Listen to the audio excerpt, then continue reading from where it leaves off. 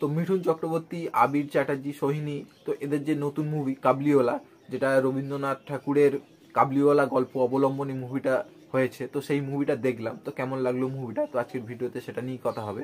তার আগে চ্যানেলটিকে সাবস্ক্রাইব করবেন এবং ভিডিওটা লাইক শেয়ার করবেন। তো এই মুভির যে গল্পটা, তো গল্পটা নিয়ে তো কোনো কথাই বলা চলে না, যেহেতু এটা স্বয়ং রবীন্দ্রনাথ ঠাকুরের নিজের লেখা গল্প। তো গল্পটা নিয়ে কোনো এখানে কথা হবে না, যেটুকু হবে মুভিটার মেকিং নিয়ে কথা হবে এবং এদের পারফরমেন্স নিয়ে কথা হবে। তো এখানে যদি প্রথমে পারফরমেন্সের কথা বলি, তো এখানে মিঠুন চক্রবর্তী দুর্দান্ত অভিনয় করেছে। বিশেষ করে তার ইমোশনাল যে পোর্শনগুলো রয়েছে সেখানে তো ফাটিয়ে অভিনয় করেছে। এবং মিঠুন চক্রবর্তীর ক্যারেক্টারটা দেখলে আপনার মনে হবে যে কাবুলিওয়ালার যে ক্যারেক্টারটা সেটা মিঠুন চক্রবর্তীর জন্যই, মানে সে এত ফাইনলি ক্যারেক্টারটাকে প্লে করেছে।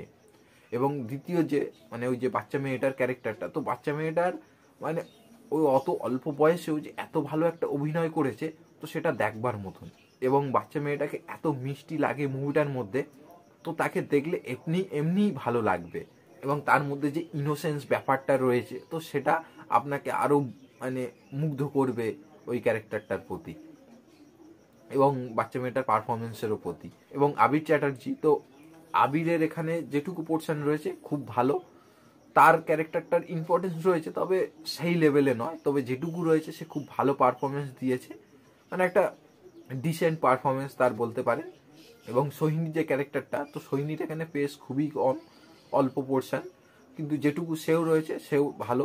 এবং আবির সোহিনী এদের যে কেমিস্ট্রিটা সেটাও ভালো লাগে, কারণ তারা এর আগে ব্যোমকেশ এবং সত্যবতীর ক্যারেক্টার প্লে করেছে, তো তাদের মধ্যেও সেটা বেশ ভালো, বন্ডিংটা ভালো।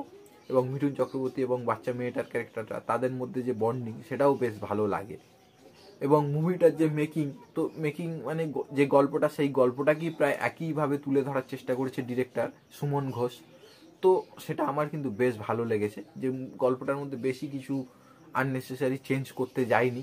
অনেক সময় হয় ডিরেক্টর মানে নিজের মতন চেঞ্জ করতে গিয়ে গল্প অনেক ঘেঁটে দেয়, তো এখানে সেটা বেশি করেনি, তো সেটা আমার দেখে বেশ ভালো লাগলো। এবং মুভির যে গানগুলো রয়েছে, গানগুলো তো বেশ ভালো এবং মুভির সাথে বেশ ভালো মানিয়েছে। তো মিঠুন চক্রবর্তীর কাবুলিওয়ালা মুভিটা, তো মুভিটা একটা দারুণ একটা মুভি হয়েছে। এবং মুভিটা দেখে সত্যি মনে হলো যে ডিরেক্টর পেরেছে কাবুলিওয়ালা মুভির যে গল্পটাকে সেটাকে খুব ভালোভাবে যত্ন নিয়ে মুভিটা বানিয়েছে, এবং দর্শকদের এই মুভিটা দেখে সত্যি ভালো লাগবে।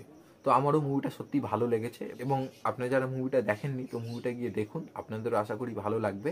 এবং আপনারা যারা মুভিটা দেখেছেন কেমন লেগেছে সেটা কমেন্টে জানাবেন এবং ভিডিওটা লাইক শেয়ার করবেন। ধন্যবাদ।